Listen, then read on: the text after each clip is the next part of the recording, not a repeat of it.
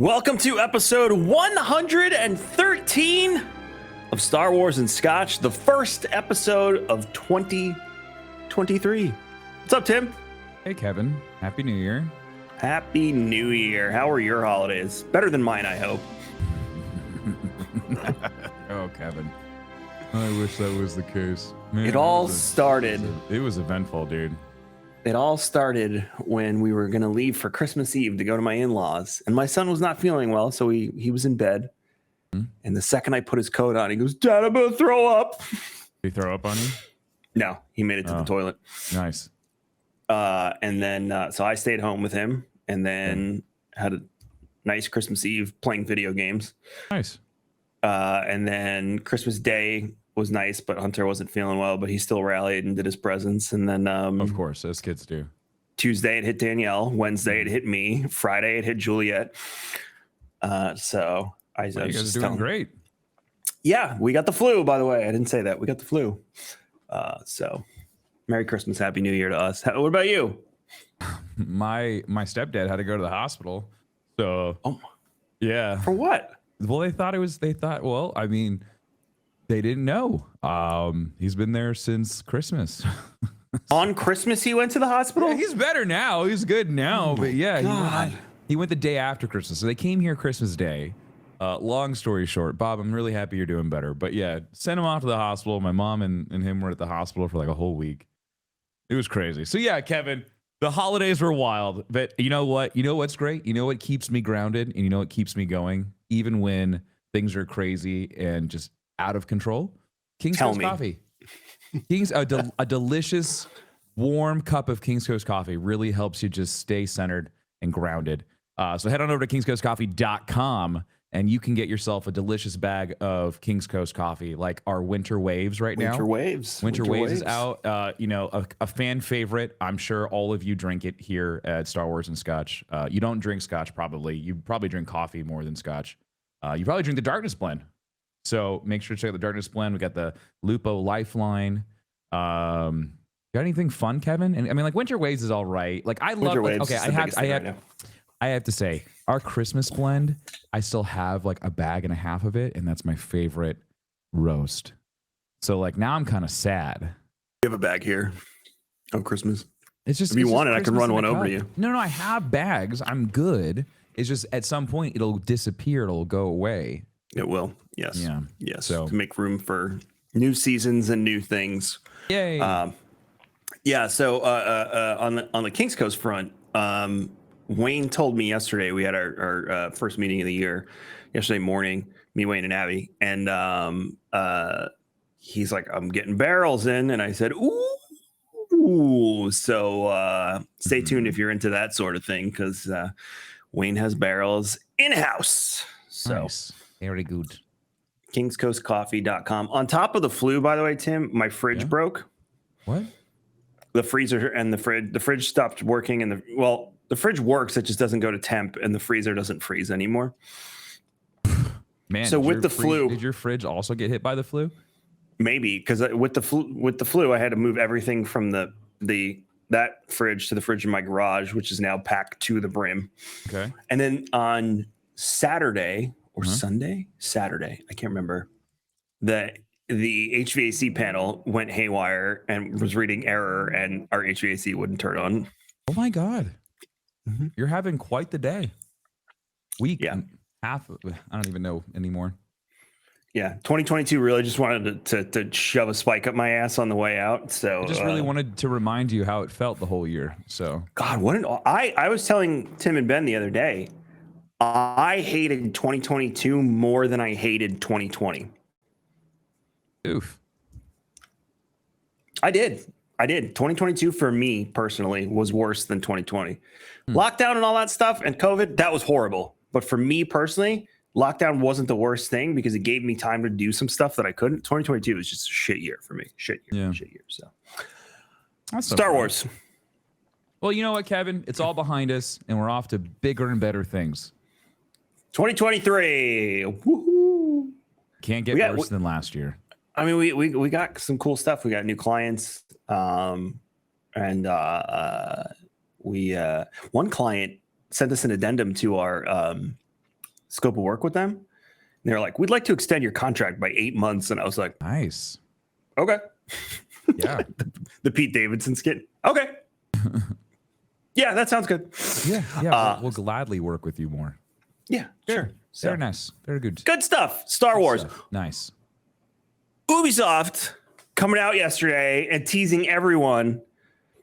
Now, talk to me. Do you feel like they were saying the game's going to come out this year, or just saying, like, we have more information for you coming soon? I think that was more of like a, hey, we've got more stuff coming for you. I don't think that's a, you're going to get this game soon kind of thing. Because I don't think that game's...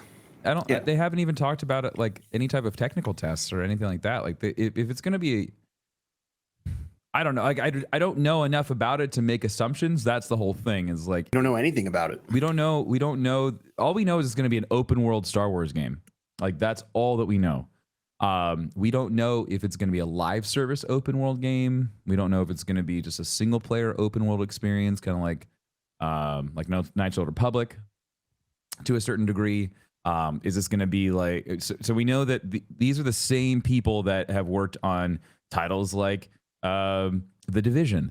So, you know, like they're familiar with doing an open world style game within like a decent sized map. I'm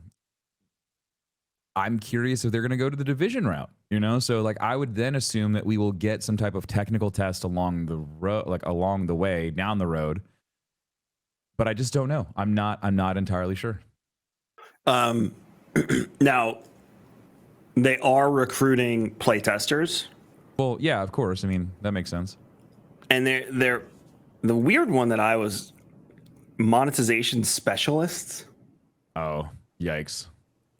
So that says gas that to me. That screams open world to me then, because game as service. Yeah, if you have monetization, then that means you're going to have things that you can buy, cosmetics, packs, etc.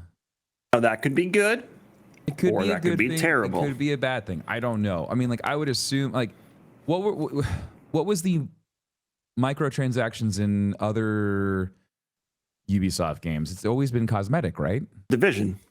Yeah, but like in the Division, or even like in Assassin's Creed. In Assassin's Creed, it was all cosmetic stuff, right?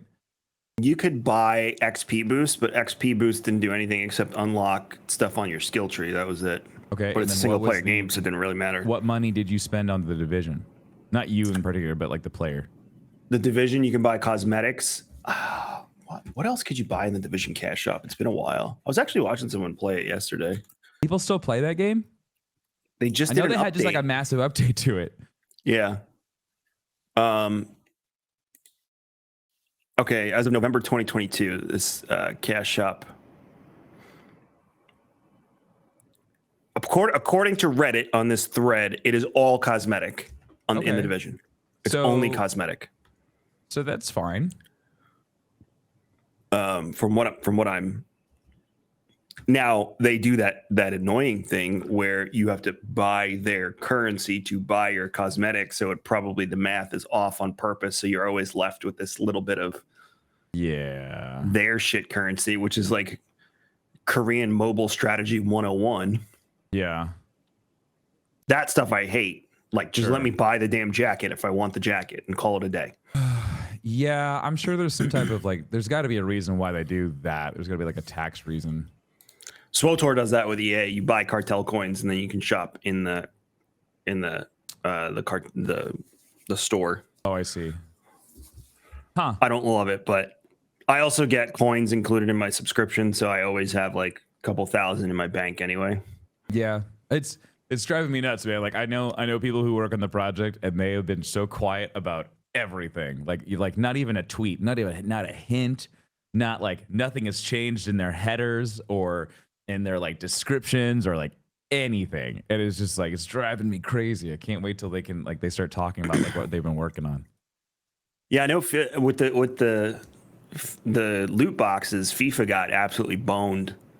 And well, yeah, so did Battlefront 2. You know, like we were like, I sat, you know, my buddy Pool Shark and I, we sat on that council of like content creators and players, Star Wars fans that got to go to Stockholm and give feedback on the game. And We saw those loot boxes originally and we're like, that's a bad idea. You shouldn't do that. And they still rolled out with it. And it took them months to pull that and rechange the system. So hopefully I would hope that they learn from that and they don't go the loot box route. I don't think Ubisoft has really ever done loot boxes before that I can remember. You used to be able to do loot boxes with the Division for cosmetics. Remember, you would get those boxes, but I think you got them in game. I never spent money in the Division, so I don't know. I never did either. So I'm not sure because there was so much stuff to get in the world. Oh, that's right. Rainbow Six introduced cosmetic boxes at one point. That was a terrible idea. They rolled that out after like year 2. That was kind of weird. That was a weird point. It was packs. It was like, and you could open up the little packs. But you could grind the game. Like that's the whole thing is like you could grind the game and you could get these packs, and it was easy peasy. You really didn't have to like spend a lot of money on it. Interesting. So. We'll see. I don't know. I'm always nervous when it comes to Ubisoft titles. I just like either it's gonna be a banger or it's just gonna suck because it's like I'm looking at like Black Flag that comes out soon. I'm just like, oh, could be a Bethesda game where you get Black Flag. What's the pirate game that's coming up? Skull and Bones. Skull and Bones, which is based on Black Flag. So you're it's essentially Black Flag. Like that's what it looks like. The combat, like the ship combat. Black Flag ship combat. That UI is one of the busiest UIs I've ever seen in my entire life. I think it's gonna be like an Anthem style game where like they make you feel like you can get off your ship and like you can like roam around the city and stuff, but like that's it. Like there's really no like real open world experience until you get on your ship. But once you're on your ship, you are the ship. It's not like you're the. It's not like playing Sea of Thieves where like you're the captain and you're on the ship. It's like you become your ship, and like that is what you get to play as until you dock. So that's gonna be really interesting. I'm gonna give it a shot. I don't know. Ubisoft, please don't mess this up. Yeah, Star Wars. You can mess up Skull and Bones. Don't mess this up. This is different. But like we said, we have Tim has a few friends. I have 1 or 2 friends working on the game. And they're tight-lipped. They won't say anything. So I hope that's a good thing. I hope that's positive. You don't mess around with the mouse though. So like, I'll find out. I always go back to the South Park episode where he beats the shit out of the Jonas Brothers. Yeah, you gonna talk now, huh? So, yeah, you don't mess with the mouse. So we'll see. It's interesting the foray. You know what game still hasn't come out, by the way, before I say that? The Bounty Hunter game on the Switch. That Overwatch game that was promised like a year and a half ago. 2021 it was supposed to come out. Oh wow. So I was just about to say something along the lines of them, it's good to see them trying other studios, but so far no one's Respawn's like, other than Respawn, like no one's Respawn's been the only one. Yeah. And that's EA owned. It's Respawn.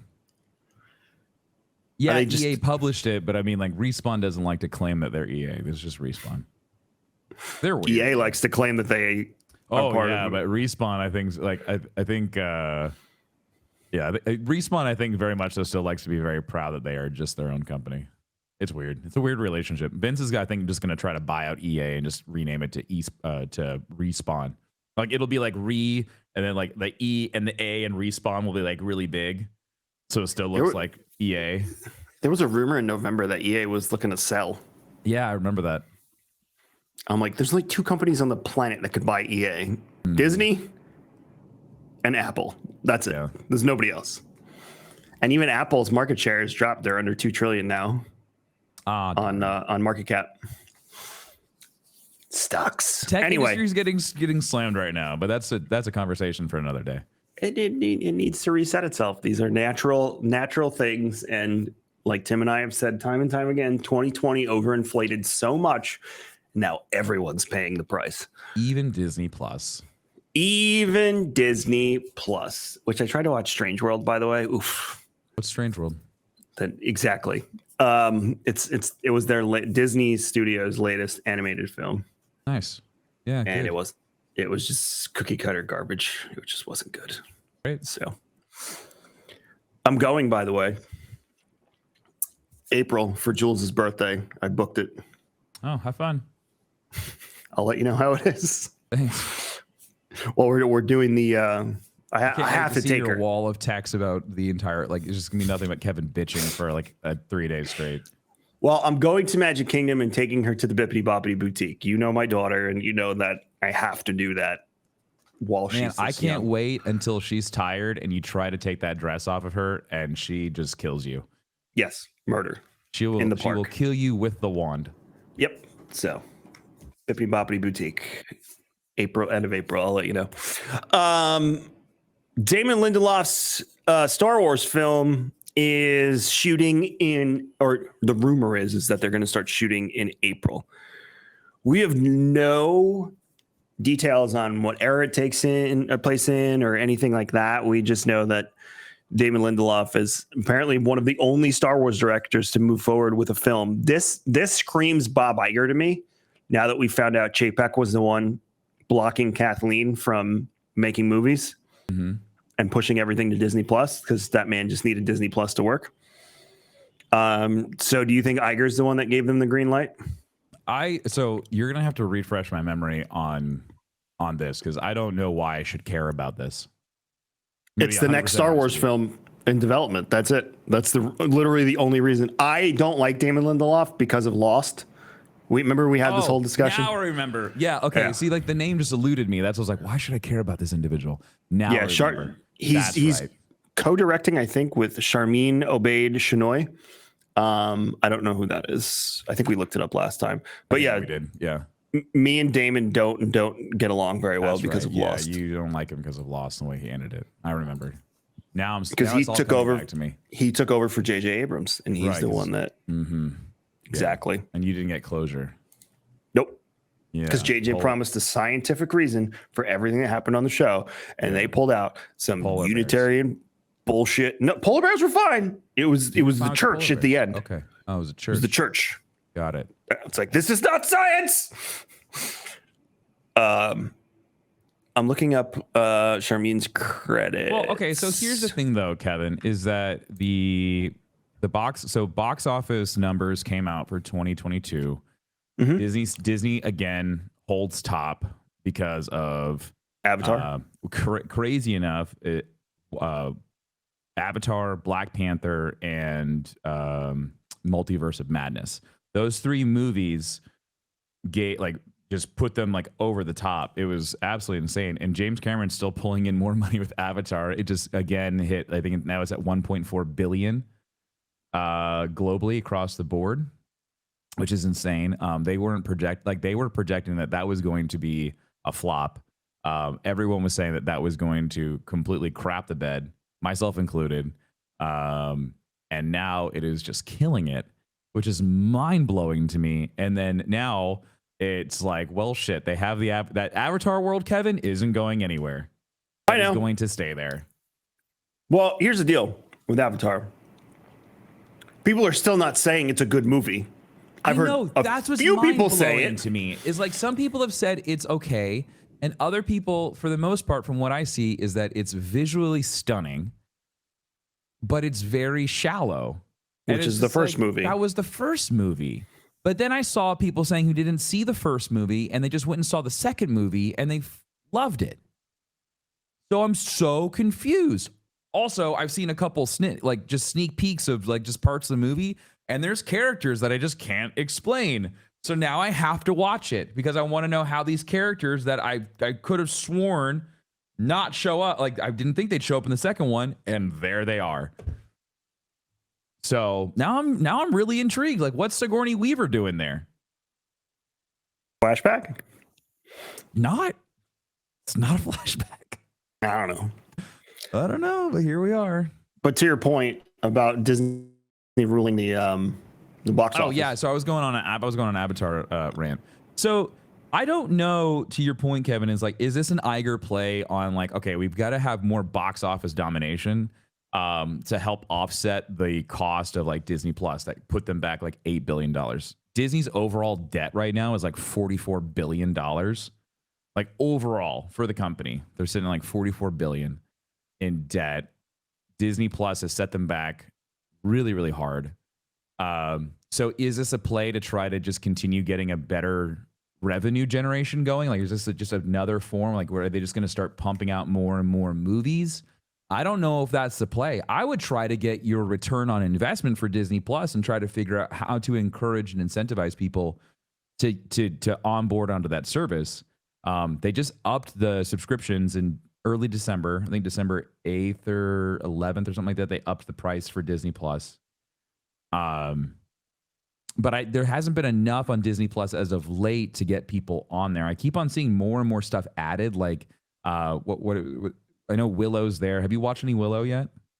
No, I actually watched the movie while I was sick to go back and watch the show. So I'm going to start watching it hopefully this week. So Willow's there. Princess Chase Bride, loves Willow, by the way. Show up. Oh, I mean, like I've heard really good things about it. I just haven't been compelled to turn it on.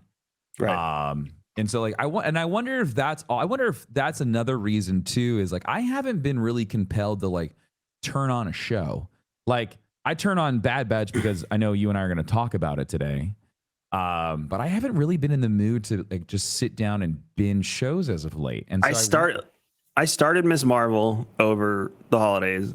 It's not reaching me. Does that make sense? It's just like Hawkeye in the sense of like it's a character that no one really knows about. Like Kamala is not a like But Hawkeye I loved. I know, because you could relate with Hawkeye because he was a middle-aged man who was beaten down by the world. He doesn't have superpowers and he just wants to spend Christmas with his family. You can relate with that on just so many levels. Kamala is a teenage girl who's going through all of the things that teenagers go through. On top of that, she ends up getting these bracelets that turn her into a superhuman. So it's and it's fun. It's the fun. Animation's cool. Yeah. I love the mom. The mom is hilarious, but it's not connecting with me. But it's not meant for you. It is just it's one of those shows, just like Hawkeye, where they need this person to exist in order to continue telling a story. So it's like she will end up being a part of the MCU in many, many ways now. You know, just like WandaVision was a way for them to get to the next point for Vision and to close off Wanda's story so we could get to Multiverse of Madness and like all those things. It's just like we continue going on and on and on, and they have to like I really like how Disney does the shows to movies and shows to movies, and it just like it really plays off each other. We really haven't had a lot of that yet with Star Wars, where it's been very like segmented, except for Obi-Wan. I feel like Obi-Wan has done a really, really good job of like bringing it all together. We haven't got that with Andor yet because it's all in the past. And so it's like we haven't got to that point where it's just like, okay, here's the show. And if you watch the show and then you go into the movie, you know exactly, like you have a really good feeling of like what this character is going to do and things like that. Or like it sets you up for what to expect in the movie. And we haven't seen that yet, but Marvel's doing an amazing job. So I wonder if to your point, Kevin, this movie that we're going to get, is it going to go in tandem with a show that we haven't seen yet? So could Paul it play off of like Ahsoka? Paul said it's post Rise of Skywalker. Yeah. Oh, it's post Rise of Skywalker. So it's going to be so what if that's what happens? What if that is like you watch episode 9 and then it plays into maybe a show, and then from that show we go into that movie? I don't know. I think Iger is probably like, we need to get Star Wars back in the theaters. I think that's where he's coming from. I feel like that's such a bad idea. Star Wars seems to thrive so well in show format. But you can do both. I think that's his point, is it can't just live on Disney Plus forever. Right, and I agree. It's just like Star Wars is so complicated, and it's like character development is so strenuous. It's not Marvel, essentially. No, it's just like it's so much. I want to say it's deeper. It's just so different. And so like that's the thing that I'm always worried about, is like when you go and watch the Star Wars shows, the pacing is so fast. I feel our Star Wars movies, the pacing always just feels so fast. And then I guess I've just gotten really used to just having time with these characters now. Yeah. Like if Obi-Wan was a movie, it would have been terrible. There's no way you could have put all of that into 2 hours with the ending being him fighting Vader. It would have felt rushed. I don't think you would have had all the fun because they would have pushed you through all of that. Reva wouldn't have even shown up. Like she wouldn't have even been a part of it. She just would have been like unnamed Inquisitor. Inquisitor number 2. You know what show I watched over the break too that the internet hates, and I can see why? The Witcher Blood Origin. Oh God.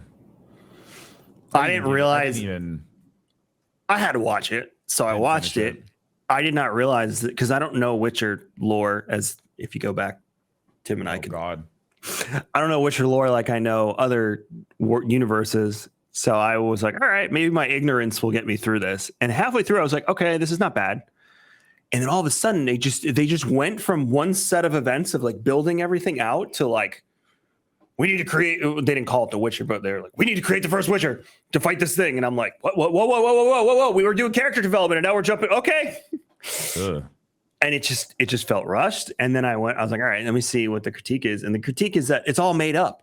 Netflix just made up the entire story based on a few events from the Witcher universe. Sick. The characters, like there's familiar characters I knew in there, but like a bunch of them are just made up. The whole story of the first Witcher is made up, like all of the stuff. Nice. And I'm like, oh, fantastic. So you fire Henry Cavill, and then you take one of the most craziest fan bases in all of nerddom, and you make stuff up in front of them. Yikes. That's not a good play. No. It wasn't like Rings of Power where it was made up within confines of like things you understood. Sure. It was just straight up made up with a few things that we knew just thrown in there. Ugh. It was rough. Yeah. Yikes. I don't recommend. No, I'm glad I skipped over that. Yeah, I don't recommend. Yeah, well, they're saying they're going to give Henry like a really good sign off though, so that's nice. Yeah, I don't think Liam is the play. I think getting Mads Mikkelsen and making him old Geralt was the play. But yeah, Henry's on with Amazon now. They're going to do Warhammer. It's not just 40K. Is that confirmed? I believe it is, but is it? I believe that was all is. Speculation. We'll see. Supposedly, him and his girlfriend are producers for War, and it's just Warhammer. It's not just 40K. Like, supposedly, it's going to be Warhammer Fantasy and 40K. That's gonna be sick. I mean, like he's a huge. I mean, like if you're gonna have anyone do it, like having him do it is most definitely the way. But we said that about The Witcher, and look what happened. So, but he wasn't a producer for The Witcher. No, he wasn't. He wasn't. Like, I mean, this guy knows everything about Warhammer. Like, yes. He's a nerd. Yes. So, like, if you're gonna have somebody like lead the charge when it comes to a Warhammer, like finally putting Warhammer on screen, it's him. So Amazon then is working on Warhammer, God of War, Fallout, and Elder Scrolls. Yeah, they're really just capturing the like. Well, I mean, like they think about it, Kevin. Like you've got the most popular gaming streaming platform on like a part of your portfolio.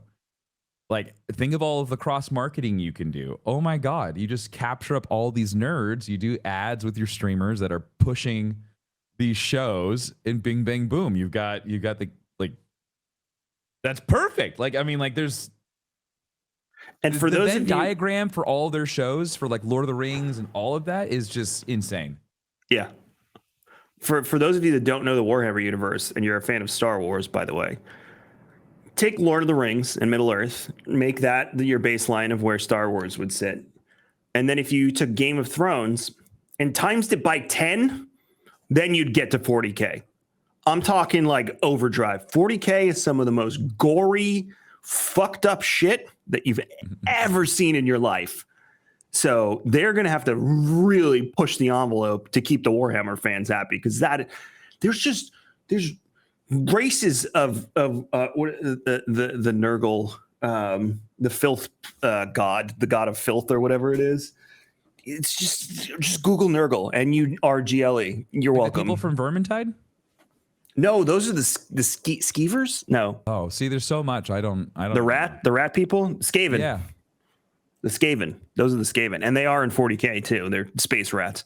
They're terrifying. Yeah. And they're not even that scary. Bad Batch, first 2 episodes. Same thing that always happens with Bad Batch. Not much meat on the bone. Few things we could talk about, but fun all around. Very fun. I thought it was awesome to see the outside of Dooku's castle. Yeah, that was really cool. Because I just read that Thrawn book a few months ago too, where you go there. Mm-hmm. And that's where Anakin's running around and Padme's hiding. Remember that whole scenario? Mm-hmm. So that was it was really cool to see the outside. Oh, that's such a good part of the book too. I know. It Oh was man, very when good. she thinks he's dead, and fantastic. So my question is, that man had quite the war chest.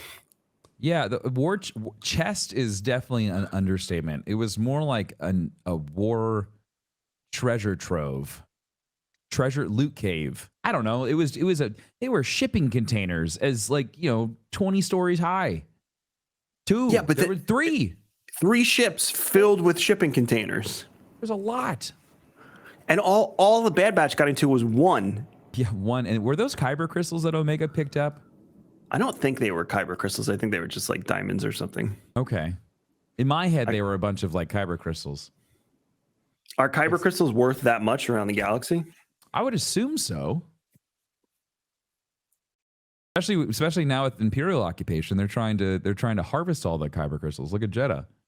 Oh, that's true. Yeah, and for the Death Star too. Yeah, I mean they're using it for all of their weapons. So it was really cool to go into the throne room. It was all broken and messed up. Yeah, because we know that room very well. We've been in it a bunch of times. I like how they use like the elevator behind the desk. That was really, really good. Like just like it was just a fun episode. It was just like it was a lot of throwback. So it was very Filoni. No Crosshair in this yet. Yeah, no, like not even a mention, not even like a whisper of him. So like that was really interesting. I thought when they found out it was Clone Force 99 invading the facility that Crosshair was going to show up with his little. That's what I thought too. But it looks like they're holding really true, or at least they're trying to build this idea that they died on Camino and they don't have to worry about anything from pre-Imperial occupation to come back and bite them in the ass. Which is going to, because Wilco killed that clone trooper at the end to keep it a secret. Wait, I thought he was Wilco. No, it's what's his name? Yeah, Wilco was the commanding officer that got shot. The Imperial officer, his name eludes me. I'll look it up now. Well, now I have to look. He's an asshole. He's the one that at the end of he's dirty. At the end of the last season, he was the one that started the. Was he the one that whispered or basically told Tarkin that we need to start getting stop using clones? He is the one that kind of orchestrated like the destruction of Camino. Vice Admiral Rampart. Yeah, he's not a good dude. No, in the slightest. That was fun to me though, because that's how shady the Empire is. It was dark. I mean, like you watch his body fall over the edge, and I was like, wait a second. Like Kyler was sitting in the living room with me, and he's like watching the screen. I'm like, well, my kid just saw an assassination of a clone. Fantastic. Like thankfully, like the camera pans out so far that you just see like this little thing kind of just like topple over. So like if a kid watch, you're like, okay, it's not that big of. They're like, oh, what happened? It's like, oh, he fell over. But like when he did that, and the camera then pans back to Rampart, I'm like, I said, damn, that's dark. Again, another assassination just captured in the Star Wars lens. And it's intense, and they're not really pulling punches. It's not like happy-go-lucky first season of Clone Wars anymore. Nope.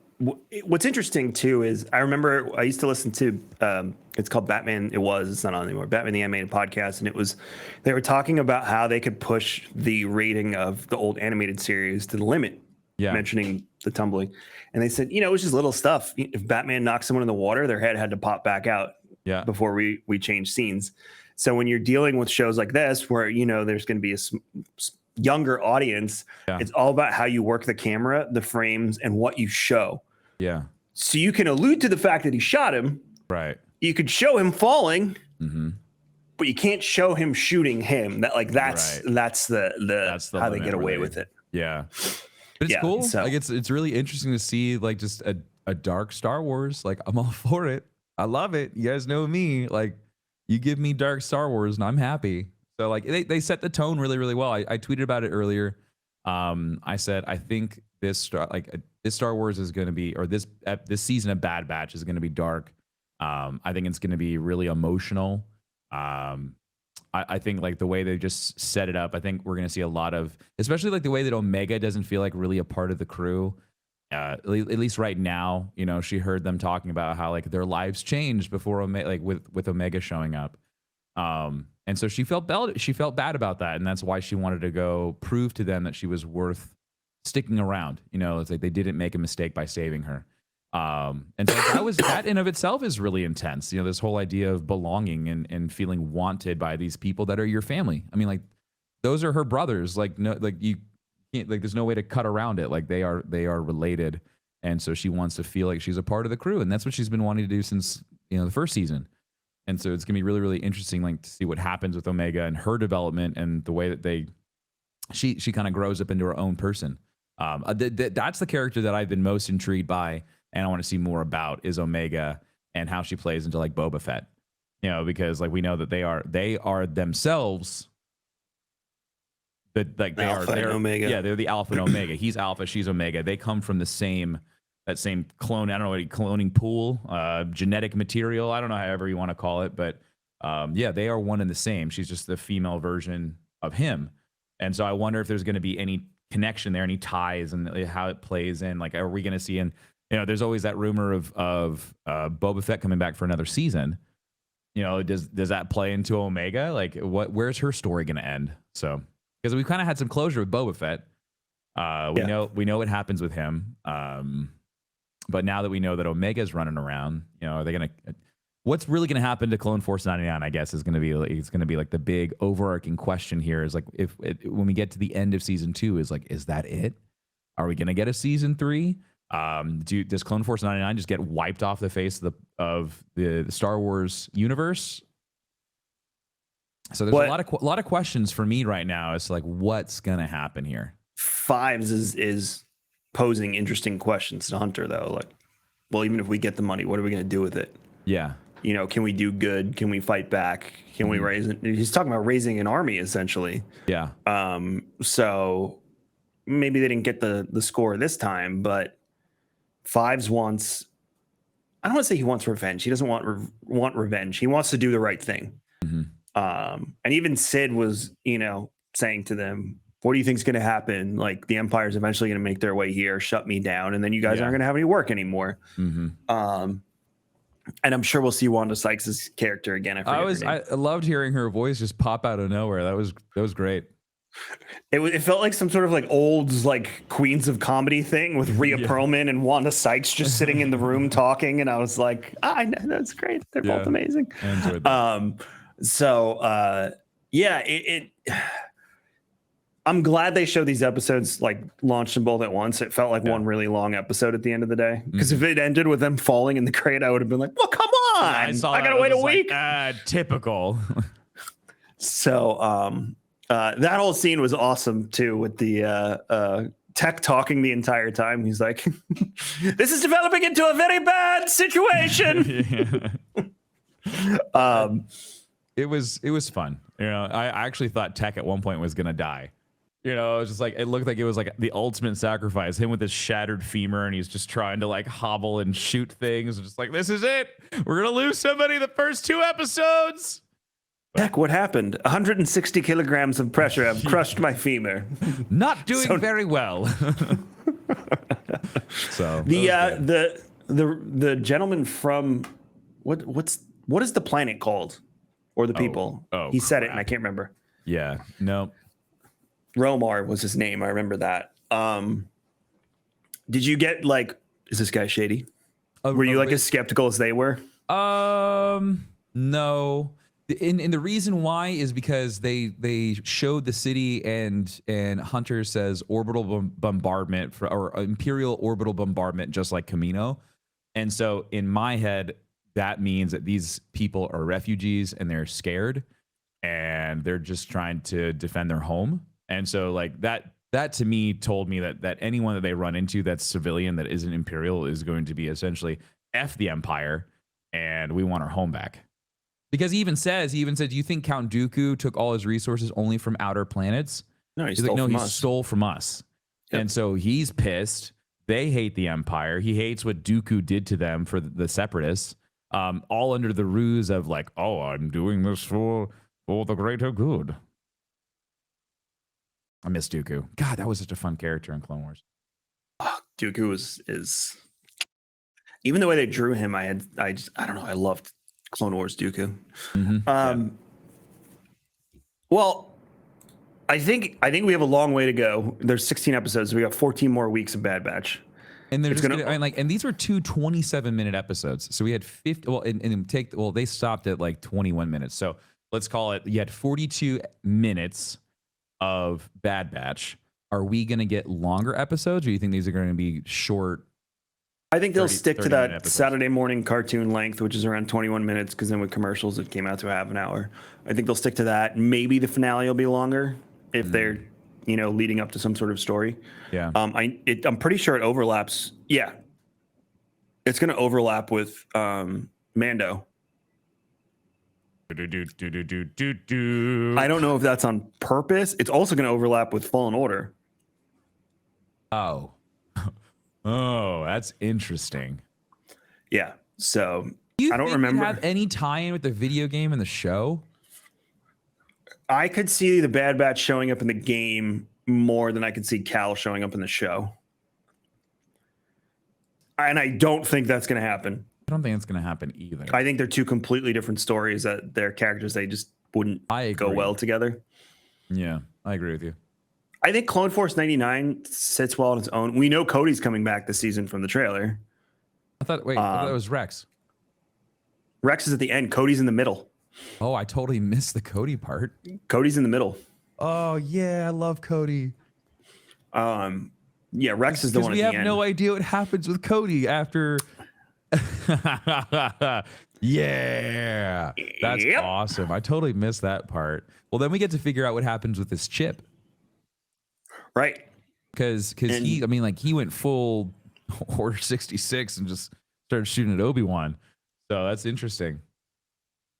Cody and Crosshair might be crossing paths. That might be how that comes to fruition. Interesting. Damn, I like this show a lot. That's why I wish those episodes were just longer. It's good. Like, it feels good to have them back. I really enjoy Bad Batch. Yeah, I mean, Wrecker, did you wake the Hive? Yeah, it's just a good time. Like the opening scene, like, it was so Pirates of the Caribbean.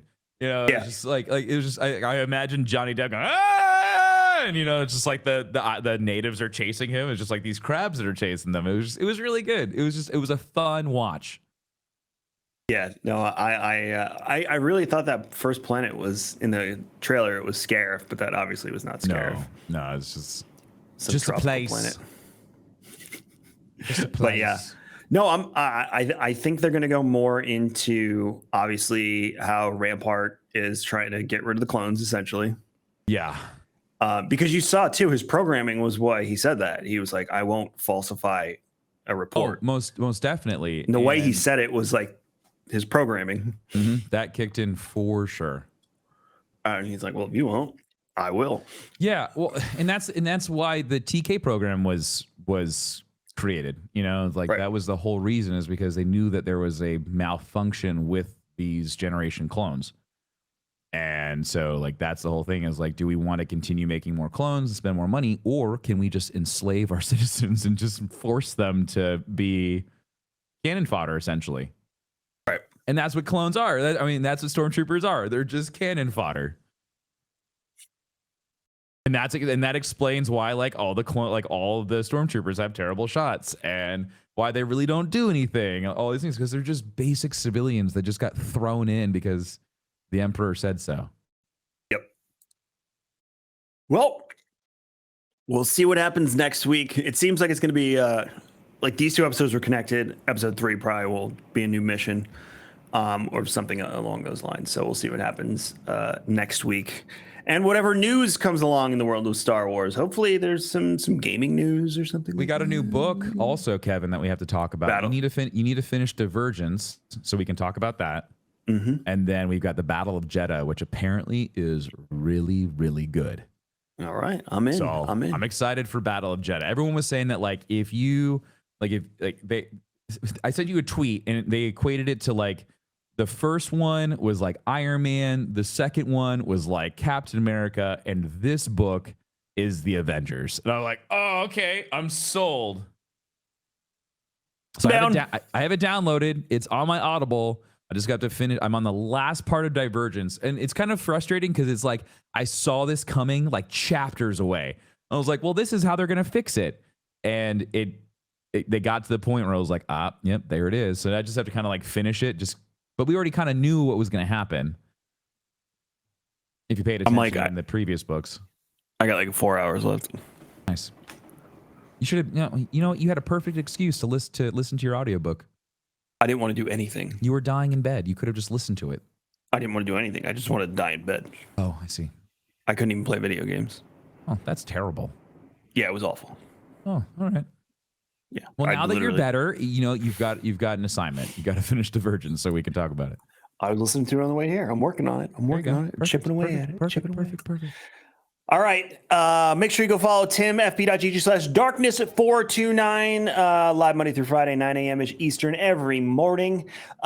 You can follow me, Kevin X Vision, KMagic101 on Instagram, Kevin X Vision on Twitter.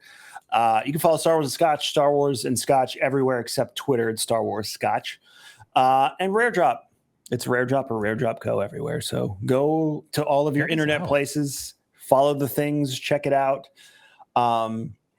And we will see you for episode 114.